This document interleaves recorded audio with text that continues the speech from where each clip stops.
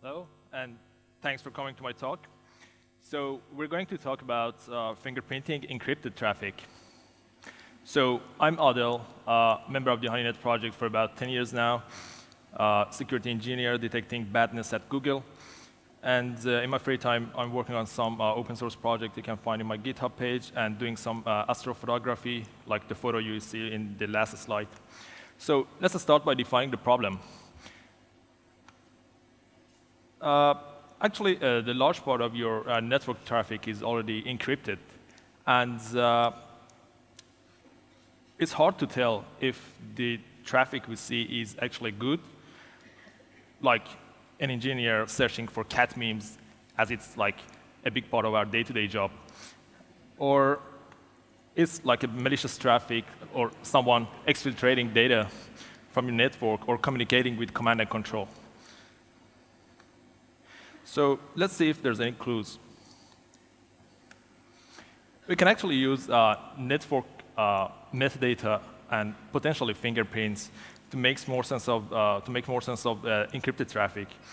And in this talk, we're going to see if we can use network metadata and fingerprints to profile the attackers and tools, discover hidden connections between the attackers or tools again, or maybe even we can find some cool evasion techniques. So let's see. Just a quick background. This is the basic concept you need to know to understand this talk. So cryptographic protocols need to negotiate some parameters, attributes in clear text. Let me try to explain it in another way, hopefully easier. Assume this is a encrypted traffic. We can't really see anything, like we don't really know what's happening, but we can see the handshake here.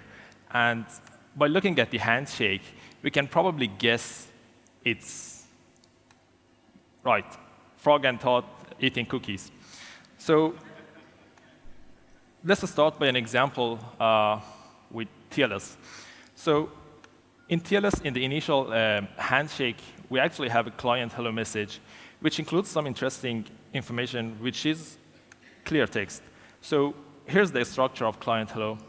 And here are some interesting fields we can probably use for fingerprinting, like version, like TLS 1.2, or the cipher suites, which is the most interesting one, because these ciphers are in order of client's preference. So probably we can use this for some kind of fingerprinting. And then the list of extensions. So there are some fingerprinting methods for TLS, but the most common one is JAW3, which is developed by John Althouse and a couple more guys at Salesforce. And it works by extracting and concatenating the decimal value of SSL version, cipher suites, extensions, elliptic curve, which is an extension, and then EC point format. So after we generated this string, we apply MD5, and the result is the hash, which is a unique fingerprint for SSL clients. In this case, it's for Google Chrome. So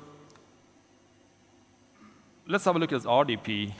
And I was thinking if we can apply the same thing to RDP, because RDP is an interesting protocol. It's a common protocol which is used for lateral movement, and also the recent vulnerabilities like BlueKeep makes it more interesting. So there are actually two RDP security modes, standard RDP security and enhanced RDP security. In enhanced mode, we have the following protocols, and the good thing is all these protocols are based in TLS. So again, we can use something like JAW3 to fingerprint them. So what I did was I generated traffics for different RDP clients on different Windows versions, and the result was cool. So as we expect, there are unique fingerprints for each client. As you can see here, this is a fingerprint for RDC 6.1 on Windows XP, or this one is for Windows 10 or 2019, which you can see is the same, because both use the same RDP client. And This one is Poppy's RDP module. As you know, Poppy is an open source implant, so it also has an RDP module, and the jaw tree is unique. So it's cool. You can just use this fingerprint and create a suricata snort rule and detect it in your network. What if we use standard RDP security? In standard RDP security, we don't have TLS. Standard RDP uses its own custom encryption mechanism based on RSA and RC4 or triple DES. But here we have another interesting message, which is basic settings exchange.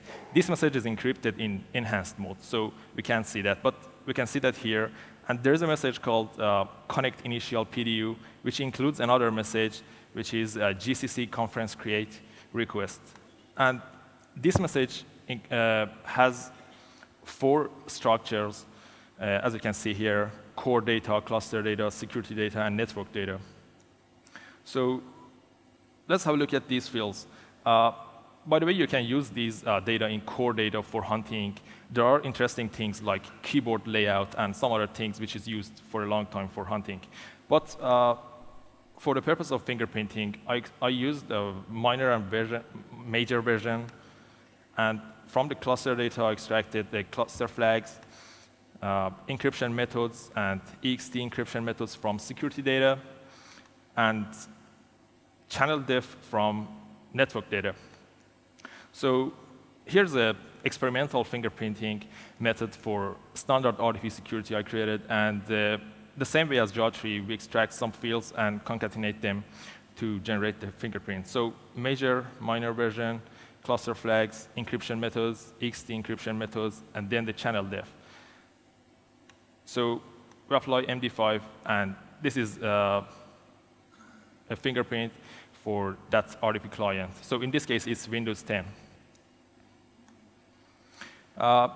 This is another interesting example I captured on my honeypots the other day, which is probably RDP scan, which is a scanner for blue chip vulnerability.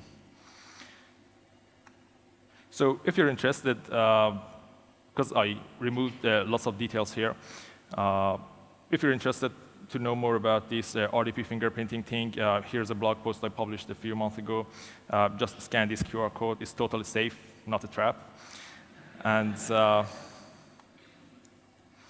let's now have a look at some observations. These are actually some logs I captured on my honeypots for about 2 years now. So I started collecting fingerprints for TLS, SSH, RDP, and many other protocols on my honeypots. And I started visualizing them by creating a graph and connecting the source IP to the fingerprints. So in this case, which is for TLS, source IP to jaw tree. So this was the result. And as you can see here, there are some clusters. Some are normal and the things which are expected, like this. So we have one red node in the center, which is the fingerprint, and many IPs around, which is actually, which means many IP sources or clients using the same tool. So we have the same jaw tree for that. And this is normal. We expect to see that. But let's go back and zoom into a couple more interesting stuff. So if you have a look, we have 3 outliers here, which is like 1 or few IPs, and then many jaw trees, like 300 or 400 different fingerprints. We have another one here, and another one here. So this one is my favorite one. So let's zoom in and learn more about this one. So let's zoom in. So before go further, something interesting here is that these 4 IPs are different IPs. The scan times are different. Everything is different and random. But you can see here that we can connect these 4 clusters together because of those common fingerprints in the center. You can see that. So because of those, we can connect these 4 clusters together. And that's probably the same actor or different actors using the same tool. We don't know. So let's go deeper and see if we can learn more about this. So let's zoom in a bit more. Yeah. So we found the huge needle in haystack. And these are actually some attempts to avoid TLS fingerprinting by randomizing the client hello fields. And the funny thing is, by doing this, they make themselves easier to detect. And as you saw, it was like so obvious. So let's go deeper and see what's the reason behind these random fingerprints. So this is the J3 ciphers in the message. And this is like one specific day. And just a few seconds, I've received like 400 different connections. And by looking at the ciphers, you see an interesting pattern here. So the first connection is with some, within a specific cipher string, and then another, and then 6 more connections with the first cipher. So as you can see, it's the same as the first one.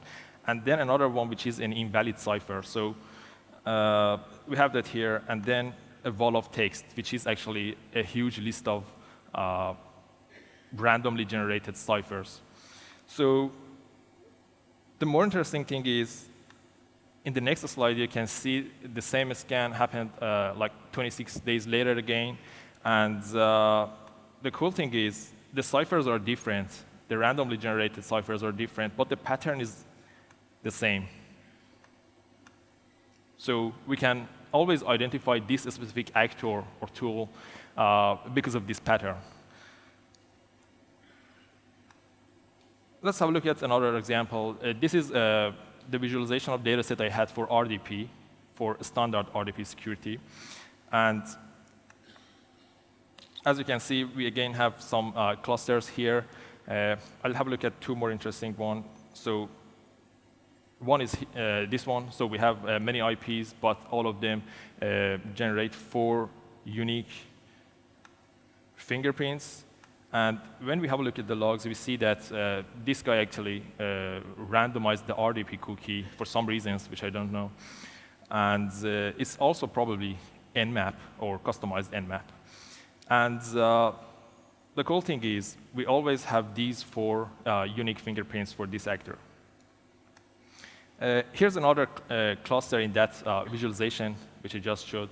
And this is probably Morto malware. So I had a look at the logs and some features, and I've noticed that it's a Morto malware, and it always generates these unique fingerprints. So it's cool. You can detect Morto malware in your network or somewhere else by just looking at this special fingerprint. So key takeaways, NSM is not dead. We can still use network security monitoring for encrypted traffic, and the initial handshake in cryptographic protocol is gold. We can use it for creating fingerprints to identify the clients or servers, and hunt the badness by, for example, looking for rare fingerprints in your network, or maybe looking at Python, PowerShell, or Go binaries connecting to some weird domains. And you can do that with fingerprints. So you also saw that we can find hidden connections between the actors and tools just by using these fingerprints. So I had a chat with one of these actors, actually. I know one of them. And he said they're doing this for about 4 or 5 years now, but no one noticed that because no one was monitoring their honeypots and generating the fingerprints for visualizing that. So thanks. That's it. Thank you.